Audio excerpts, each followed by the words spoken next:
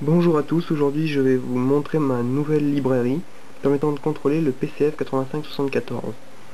Alors en gros, le PCF 8574 est un expanseur I2C qui permet d'obtenir 8 entrées-sorties quasi bidirectionnelles en utilisant seulement les deux fils du bus I2C qui se trouve sur la patte analogique 4 et 5 de l'Arduino. Donc voici le PCF 8574. C'est un... Ici c'en est un qui a été fabriqué par Philips, hein. Bon, j'ai trouvé dans une boîte. Je l'ai pas vraiment acheté pour l'occasion. Donc j'aurai besoin, of course, d'une carte Arduino, ma dernière petite Uno récemment achetée, et bien sûr, il me falloir le PCF. Je l'ai monté sur un petit morceau de PCB que j'ai gravé moi-même, le layout Proteus ainsi que le fichier du typon sera dans le lien de la description de la vidéo. Dans le cadre du test, j'ai une magnifique plaque d'essai avec 3 LED et un bouton. Et grâce à la magie de la vidéo, tout ce qui est tout de suite pas connecté va...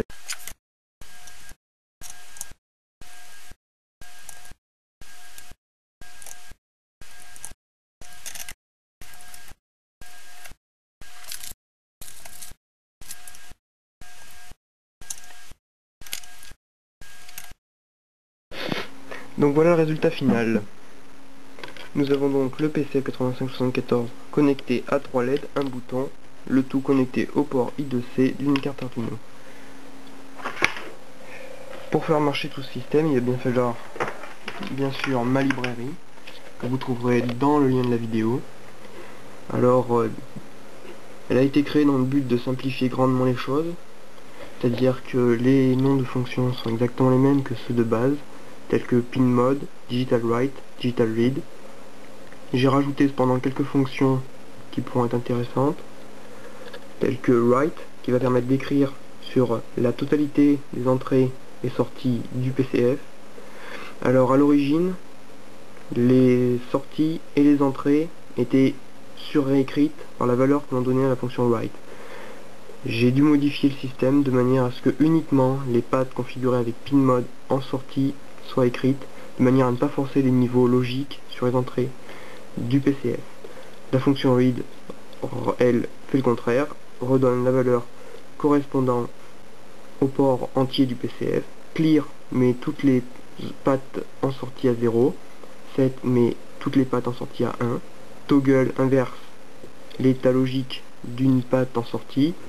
Et blink, comme son nom l'indique, fait clignoter une patte. Très pratique dans notre cas où on va utiliser une LED.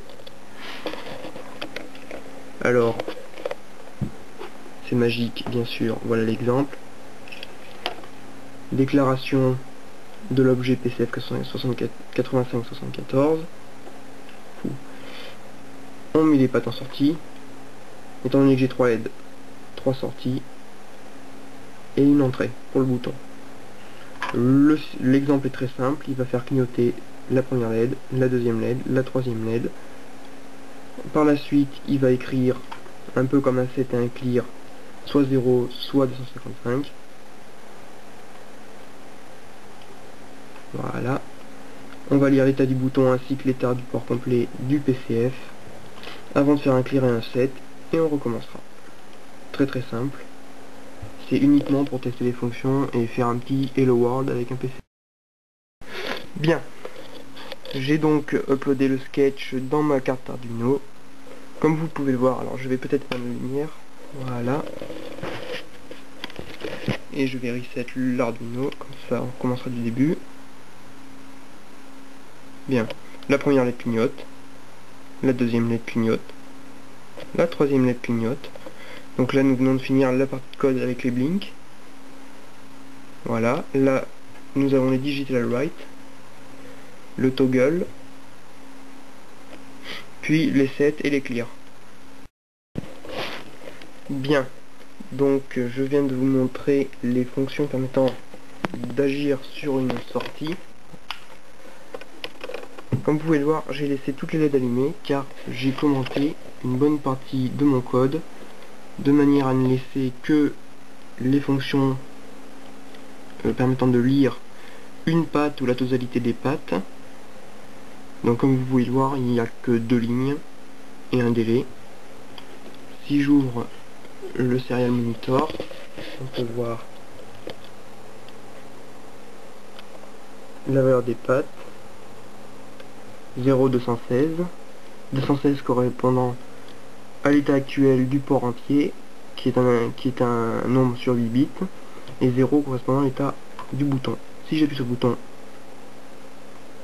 hop, tout devient 1, et je me retrouve avec 248, étant donné que j'ai changé l'état d'un des bits de poids fort. Enfin, si je relâche le bouton, tout repasse à 0. Voilà. Si je veux m'amuser, je peux 1, 0, 1, 0. Voilà.